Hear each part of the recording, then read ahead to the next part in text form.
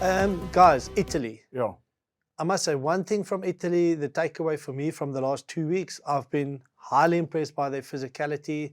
I've been highly impressed by their competitiveness, even though, you know, the scores were lopsided mostly. What did you make of that? I think the breakdown, we'll go through it later, shows how competitive they are. Yeah. You know, they don't give up a fight. They get into your face. They make it uncomfortable, forces the box to put in more numbers, try and shift those bodies. And you'll see in the clips, if we get a couple of quick rucks, it's okay. But as soon as there's a parity and hit or dominance from their side, they pile in and they make a proper nuisance from themselves. So they're hard to put away. And it forced the box to focus a hell of a lot on certain core skills in the second test match. We changed it up a bit as well. But yeah, I enjoyed Italy, and it was easy for them probably in the second test not to be that competitive. You know, it's something you see across the board. Maybe the French side in the second test match wasn't as competitive as the first one in Dunedin, but this Italian side didn't go away. So, Shim, Schalk mentions your strengths. You want to be able to focus on your strengths. We know one of the strengths of South Africa is certainly the scrum.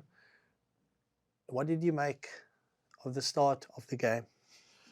Look, A lot's been said about it. I don't see anything wrong with it. You know, you sort of read the comments on social media. It's against the spirit of the game. Well, also, you know, an Italian guy trying to fake a little touch on the head, trying to get a player sent off. Is that in the spirit of the game also? I think that's a fallacy. Look, if you want to play to your strengths, you want to set a statement nice and early. It's a pity that was a free kick, but that's a nice way to set a statement nice and early. It's almost a one-up from the Damien Willems. So let's have a scrum in the too.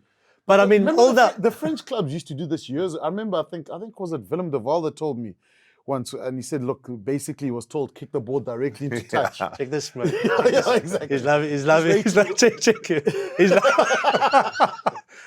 loving it. I don't see anything wrong with that. Look, it is what it is. Look, they want to implement their game plan. They want to make a statement nice and early. Go for it.